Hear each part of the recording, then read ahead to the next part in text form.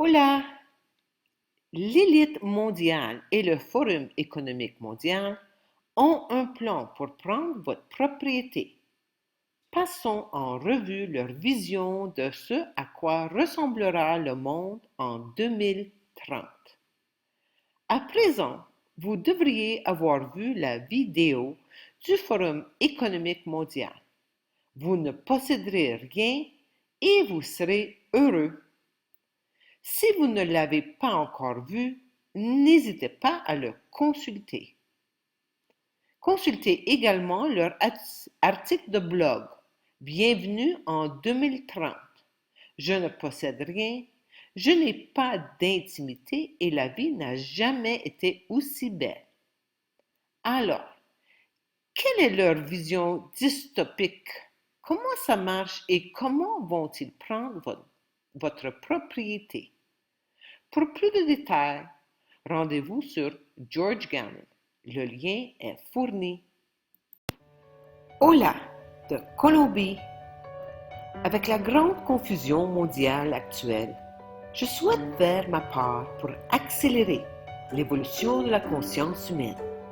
Veuillez aider en vous abonnant et en partageant ces vidéos. Merci. Commençons par Moody, le millénaire, qui est à vélo, mais pas dans la rue car ils ne veulent pas de béton. Toutes ces pensées iront dans le nuage qui est contrôlé par les planificateurs centraux, le gouvernement, qui est contrôlé par les élites mondiales et le Forum économique mondial. L'intelligence artificielle prend les pensées de Moody, le millénaire, analyse les données et envoie à Moody la nourriture, les fournitures et la maison commune dont il a besoin. Nous examinerons les détails du billet de blog sous peu. Dans la maison communale, vous ne payez pas de loyer, mais tout le monde partage l'espace. D'après mon expérience personnelle, je peux vous dire que cela ressemble à mon séjour en prison fédérale dans les provinces de l'Ontario et du Québec au Canada. Je vivais dans une maison partagée par 8 à 12 femmes, dans une chambre privée ou semi-privée. Je ne payais pas de loyer, je recevais toute la nourriture dont j'avais besoin et je pouvais choisir de travailler pour passer le temps, mais je n'avais pas à travailler. Tout le monde utilise les mêmes trucs de la maison. Ça n'appartient à personne. Tout fait partie de la ville intelligente. Alors, à qui appartient la maison et qui détermine qui utilise les choses et quand? Ce serait le gouvernement et l'intelligence artificielle. Après avoir analysé les données provenant de toutes les personnes de la société ainsi que les données provenant de la monnaie numérique de la Banque centrale. L'essentiel est que vous ne posséderez rien et qu'ils posséderont tout. Voici le billet de blog d'un individu du Forum économique mondial. C'est définitivement le moment de s'asseoir et de se verser cette boisson bien raffermie. Bienvenue en l'an 2030. Bienvenue dans ma ville. Ou devrais-je dire notre ville? Je ne possède rien. Je ne possède pas de voiture. Je ne possède pas de maison. Je ne possède aucun électroménager ni aucun vêtement.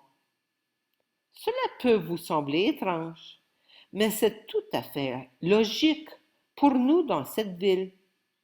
Tout ce que vous considérez comme un produit est maintenant devenu un service. Nous avons accès au transport, à l'hébergement, à la nourriture et à toutes les choses dont nous avons besoin dans notre vie quotidienne. Une par une, toutes ces choses sont devenues gratuites. Donc, cela n'a pas eu de sens pour nous de posséder des choses. Alors, vous devez tous vous dire, hmm, ça ressemble beaucoup au communisme. Les prix de transport ont chuté de façon spectaculaire. Cela n'avait plus de sens pour nous de posséder des voitures, car nous pouvions appeler un véhicule sans conducteur ou une voiture volante pour des trajets plus longs en quelques minutes. Juste au cas où vous l'aurez manqué, des voitures volantes. Oui, des voitures volantes d'ici 2030. C'est leur vision. Une vision assez ambitieuse, non? Maintenant, j'ai du mal à croire que nous ayons accepté les embouteillages sans parler de la pollution de l'air par les moteurs à combustion. À quoi pensions-nous? Juste pour être clair, la personne qui a écrit ceci n'est pas un enfant de 7 ans. C'est Ida Auken, qui fait partie du Forum économique mondial. Parfois, j'utilise mon vélo quand je vais voir certains de mes amis. J'aime l'exercice et la balade. Cela permet en quelque sorte à l'âme d'accompagner le voyage. C'est drôle comme certaines choses ne semblent jamais perdre leur enthousiasme. Marcher, faire du vélo, cuisiner, dessiner et faire pousser des plantes. Cela prend tout son sens et nous rappelle comment notre culture est née d'une relation étroite avec la nature. Encore une fois, je vous rappelle que cela a été écrit par un adulte, pas par un élève de troisième année. Dans notre ville, nous ne payons aucun loyer, car quelqu'un d'autre utilise notre espace libre chaque fois que nous n'avons pas besoin. Mon salon est utilisé pour les réunions d'affaires lorsque je ne suis pas là. La question est donc à qui appartient votre maison et comment l'espace est-il alloué? Réponse. C'est le gouvernement qui possède votre maison et l'intelligence artificielle ou le cloud qui indiquera aux gens où ils doivent vivre, travailler et passer du temps.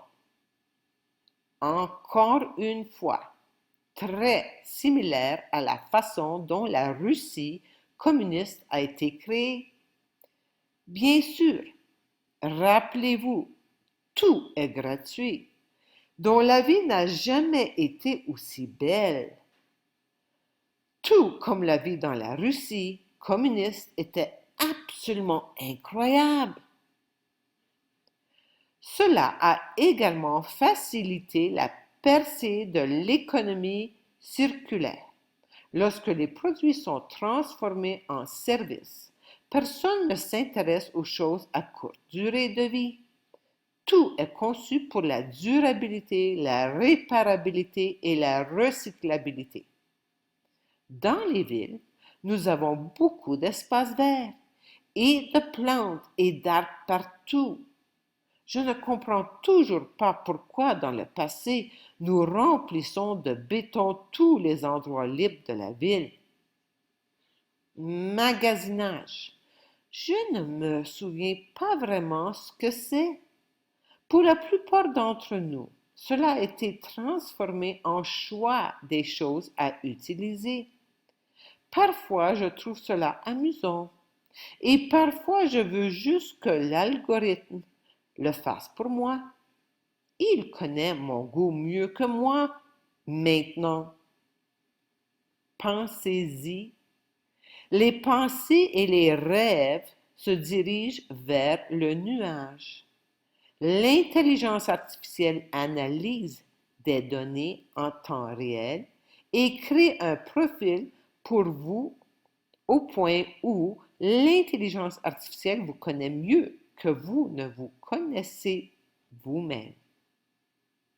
C'est là que cela devient effrayant et non seulement bizarre. Ma plus grande préoccupation, ce sont toutes les personnes qui ne vivent pas dans notre ville, ceux que nous avons perdus en chemin, ceux qui ont décidé que c'était devenu trop, toute cette technologie et le manque de liberté, ceux qui se sont sentis obsolètes et inutiles lorsque les robots et l'intelligence artificielle ont repris une grande partie de nos travaux. Ceux qui se sont fâchés contre le système politique et se sont retournés contre lui. Ils vivent différents types de vie en dehors de la ville. Certains ont formé de petites communautés d'auto-approvisionnement. D'autres sont restés dans les maisons vides et abandonnées de petits villages du 19e siècle. Alors, les individus qui valorisent leur liberté sont considérés comme une sorte de Néandertal, vivant à l'âge de pierre. Pourquoi diable ne voudrez-vous pas faire partie de l'incroyable ville intelligente qu'il contrôle? De temps en temps, je suis ennuyée par le fait que je n'ai pas vraiment d'intimité. Nulle part où je peux aller sans être enregistré. Je sais que quelque part, tout ce que je fais, pense et rêve est enregistré. J'espère juste que personne ne l'utilisera contre moi. Dans l'ensemble, c'est une belle vie, bien mieux que le chemin sur lequel nous étions, où il est devenu clair que nous ne pouvions pas continuer avec le même modèle de croissance. Ce qu'ils disent vraiment, c'est que nous ne pouvons pas continuer avec le capitalisme de marché libre. Nous avons eu toutes ces choses terribles qui se sont produites, les maladies liées au mode de vie, le changement climatique, la crise des réfugiés, la dégradation de l'environnement, les villes complètement encombrées, la pollution de l'eau, la pollution de l'air, les troubles sociaux et le chômage. Nous avons perdu beaucoup trop de gens avant de réaliser que nous pouvions faire des choses différemment. Maintenant, regardons la réponse du média principal. Faux.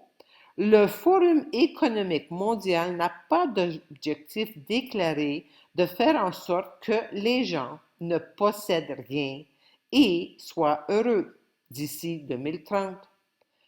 Le cadre de l'Agenda 2030 définit un objectif visant à garantir que tous aient accès à la propriété et au contrôle de la terre et d'autres formes de propriété. Et voici la réponse de l'auteur à toutes les critiques.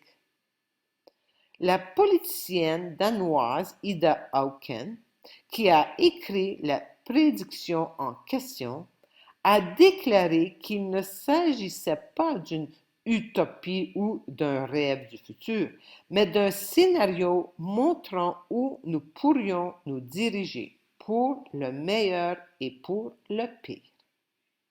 En fait, chacun des points dont Ida parlait dans l'article de blog, tel que tout ce qui est livré par des drones, pas de béton, la pollution, les effets du changement climatique et bien sûr que vous ne posséderez rien, ce sont tous des points et des objectifs déclarés du Forum économique mondial dans leur programme de réinitialisation et la quatrième révolution industrielle.